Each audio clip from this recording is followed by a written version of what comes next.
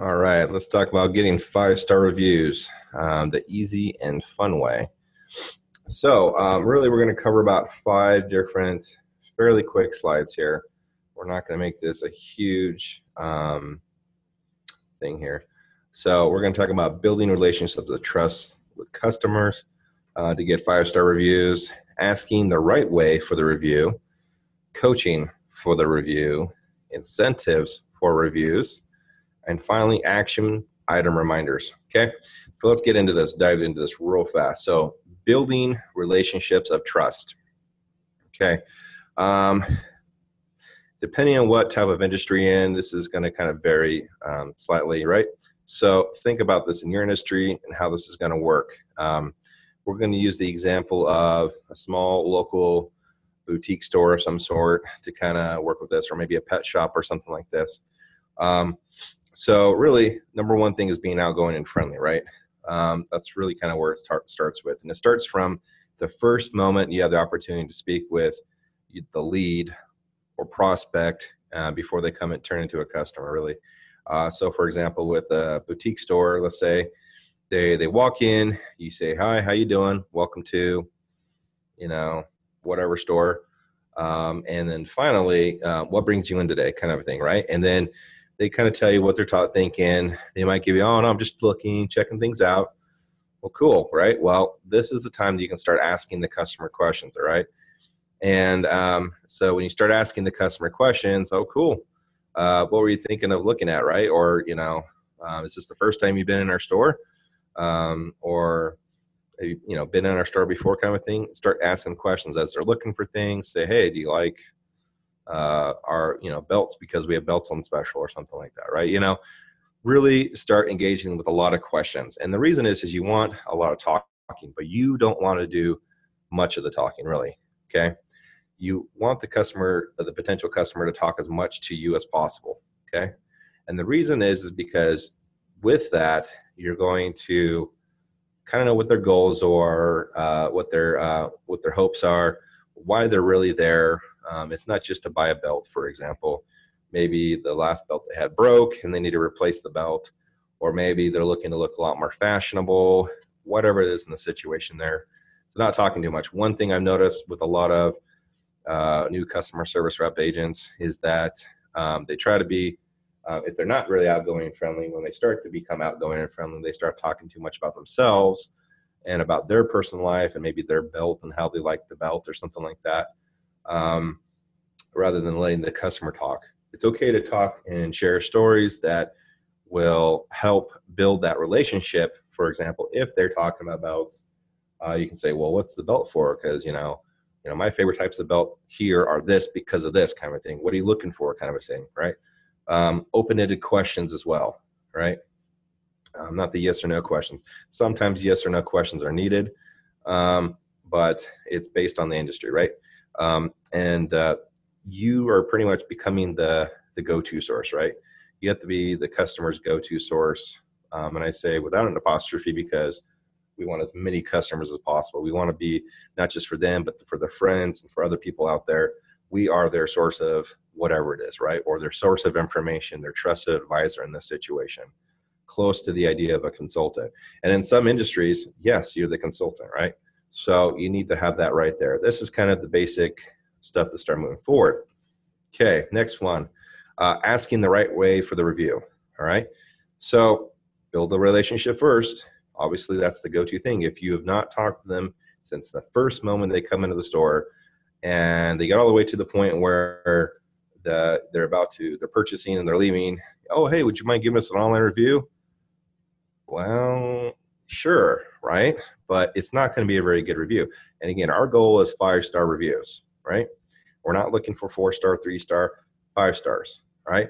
So after you've built that relationship, through the whole process, now they're at the point where they're buying, they've purchased, you can now explain the importance, okay? So, hey, would you mind giving us some feedback about how your experience was with us today? Sure, love to do that. Great.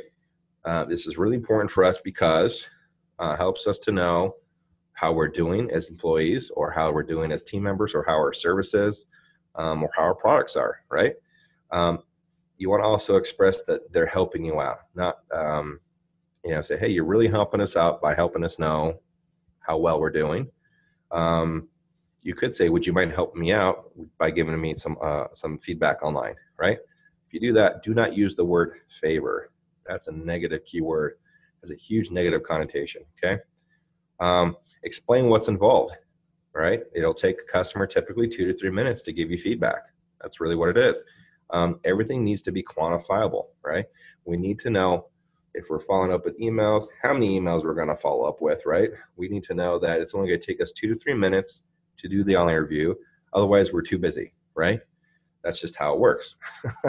Anyone who's tried to set appointments before knows this, because guess what? Hey, I'd like to come over for a visit. No, sorry, that day I got to go take my kids to soccer practice. Well, soccer practice isn't going to take 24 hours of the day, okay? That's pretty hard to do, right? Even for the professionals.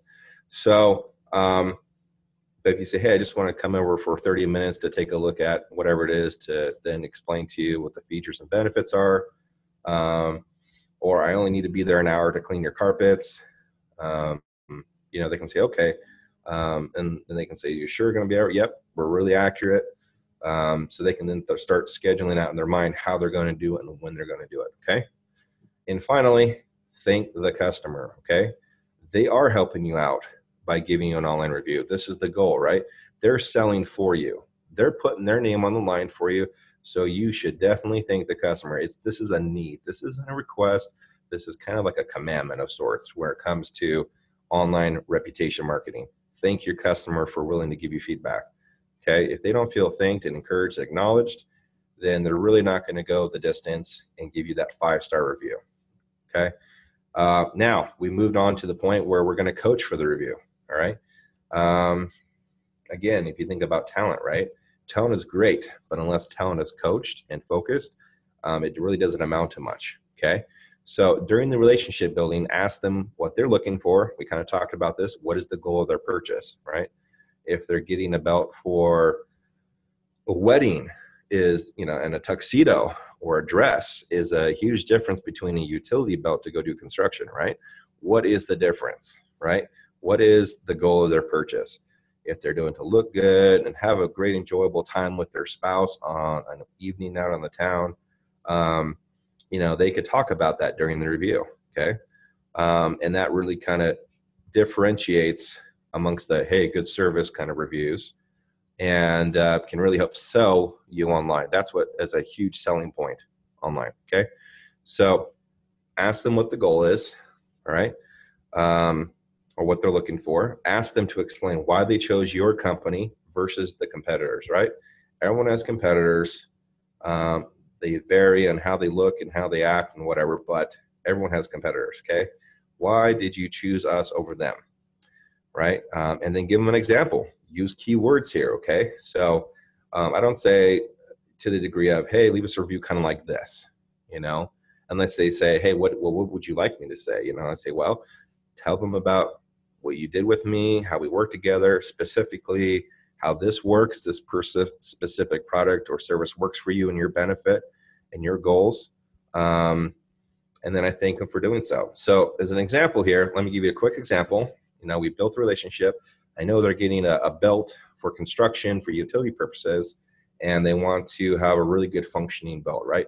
And say, hey, so why did you choose us over the competitors? Would you mind giving us a review online? That's the first question, right? Or giving us feedback. Great. We're going to send you a text message or email or both on how your experience was and how you like the products. And in that, if you don't mind, if you say yes, you would recommend us, or if you give us 5 stars, it's going to then ask you to, and this is part of the explanation, leave a review online on Google and Facebook. And this really helps me out when you do that, because number one, it helps my boss know I'm doing a good job. But number two, it helps other people just like you who are just amazing come in and find us. And I love working with you. I love to find other people who are just like you. Okay. And explain why you liked our belt, and you say, well, I had a great experience with them. They had the most reviews online. I was able to, I needed a belt for work really quickly. They were open later hours than, the other stores were. So I was able to get in there, get the belt I needed, and take care of that in that situation, right? And so I'm able to get back to my construction job really quickly. Boom, done, right? Right there, you created a story which is more compelling than the typical good service. Definitely would recommend them. High five kind of a thing, right? All right. We're almost done here. So incentives for reviews. Okay. Incentives should not typically be given to customers for online reviews, such as here's money. Google frowns upon paying for reviews. Okay. And the reason is because they want to prevent review fraud, right? So people are paying for reviews out there. So what you can do though, if you want to look into this, give one of me, either send me a message or send my teammates a message, and we can talk to you about contests, which can include reviews and include massive amounts of cool followers online too. That's another thing which is kind of fun. But incentives for team members or employees, okay? And we do this because they enjoy, I mean, who doesn't enjoy extra prizes, you know, a pizza, free lunch or dinner, money even for doing a little bit of extra work, right? And your focus is for getting online reviews. This is super helpful, okay? And don't be super cheap on this either, you know? If you want good quality reviews, you're gonna have to give some good quality prizes and incentives here, right? Make this a monthly goal for online reviews, for meetings, our team members and employees. Make this a monthly thing. Again, it's gonna be less money than you spend doing a major PR campaign. So definitely invest some money and time into this, okay? And make it fun, okay? And mix things up too. Pizza party 1 month, you know, as a team, if we as a team get X amount of reviews, we'll get a pizza party, right? But if we only get so many reviews, we'll have a hamburger party, who knows, right? Then the next month it could be, hey, for the employee who gets the most reviews, you can get a gift card. The second one gets another gift card, right? The next month it could be, hey, here's an extra $50 cash if you get at least 5 reviews and you get this, right? Kind of a thing. And you mix it up for many, many reasons. One is it's kind of like basic retail marketing 101. You move products in the store to get a fresh look in their minds, right? You know, to help incentivize that way, it keeps it active in their mind. Number 2 is the intrinsic factor needs to be the biggest push, right? That's what they have to do. And to kind of follow up with that, that way you're not spending an arm and a leg on prizes for reviews. Make sure you acknowledge when good work is done and make it a public thing too, right? So like during team meetings, right? For example, daily, weekly team meetings, go over how to do this stuff, right? Go ask them ask and coach for reviews, how it helps. And finally, acknowledge when a team member or multiple team members have done really well. Hey, Sally did great this last month. She got 20 online reviews for our company. That was awesome. Everyone, give her a big hand, okay? Here's a gift card to, you know, for free lunch from us, right? Whatever it is in that situation. It's huge. It'll help them have further motivation to go get these reviews for you, because really, ultimately, this is going to benefit you the most out of this as an employer, okay? Or the owner. And then email reminders help, right? Reminders, we will send you email reminders typically anywhere between initially when you first start doing this on a weekly basis to a monthly basis to a quarterly basis, even a yearly basis. We're going to remind you about things, okay? And we do this because we care about you. We want to see you succeed and do well, right? And people forget, things get busy.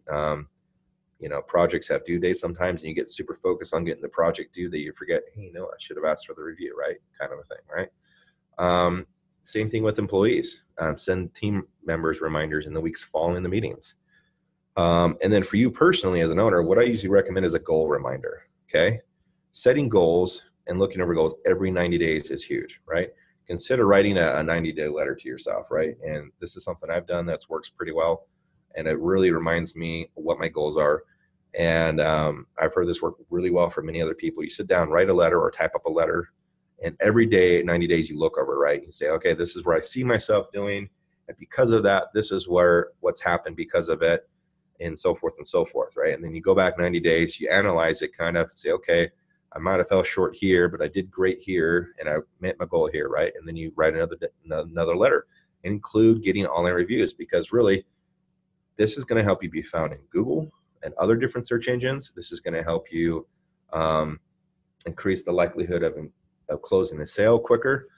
So this is going to really give you the sales you need to do with that, right? So this is really simple to understand as far as action items, right? Key indicators that it's working. Oh, I got 10 reviews this month.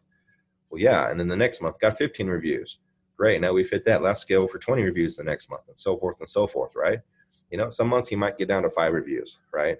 And then maybe one month you're super busy and you don't get any reviews. You're like, oh crap, right? You got to look at this, say, okay, I need to go back and get back to those 10 to 15 reviews. Say, hey, we know we can get 15 to 20 reviews from a month. Let's do this. Maybe you're high pace industry where you have thousands of customers coming through.